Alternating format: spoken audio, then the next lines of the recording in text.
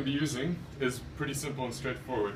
First, for all showers and all bathroom cleaning, we need our gloves to protect ourselves from heavy-duty germs.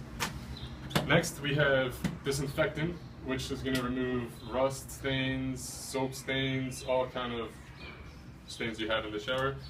We're going to have a toothbrush to clean the smaller corners that are hard to get by with a regular towel cloth. We have a cloth which is specially for chrome and other like metals to make it shiny, like polishing.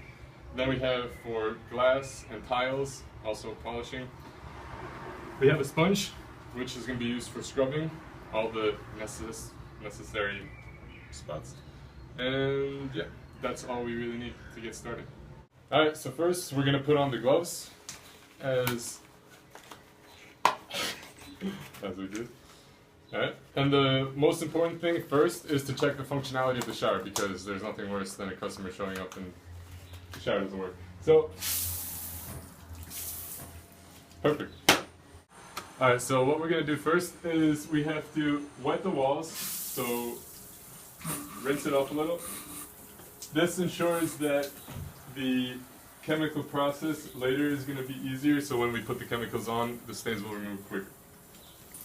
Alright. That's good enough. Now, put some chemicals on a sponge, just like we would. Alright. Alright, so we're going to scrub from the top to the bottom, because the dirt usually tends to follow the bottom. And we want to get it down all the way. And you do this on each side. And just before we let it soak, we also have to clean the chrome, the shower heads, and of course the shower doors. So you clean these all the way down. You want to make sure you won't get into those little tight corners that are always dirty, and you know, like, that's where the guests complain the most. So we get these, and that's always from the top to the bottom, just like all.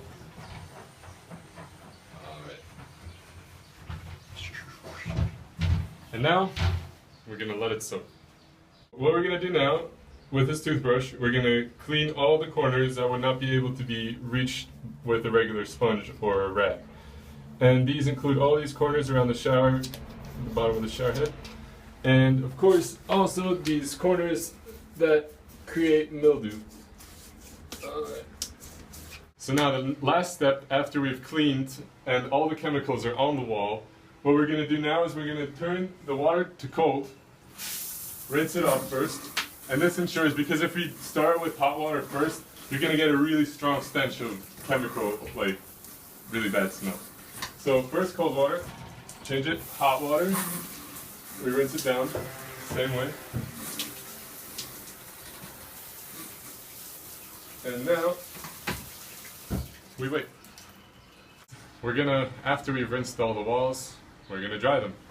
So, same concept from the top to the bottom, just drying all the walls, making sure it's clean. Do that. Same on this side. Next, what we're gonna do, we're gonna polish the chrome parts, because we want to make it shiny for the guests. Just like a nice section. This entails shower head, shower hand holder, and water pipes.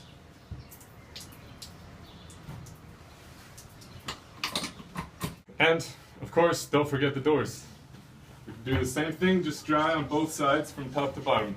And make sure that usually when you have a curtain rather than a door, the mildew really gets stuck on the bottom and it gets dirty and dark, and you just gotta clean that all through. So, just keep doing this. And this is for both sides. So one side, and now the other. You get that nice shine.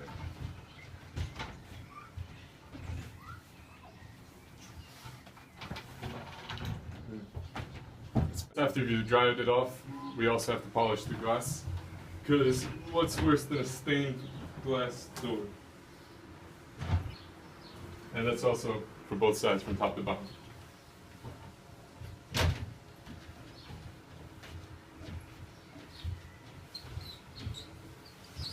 And voila, shower door.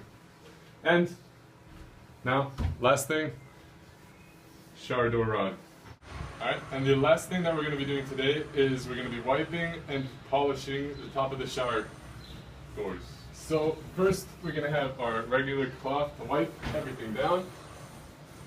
And last thing, polish it. So it's nice and shiny for the guest.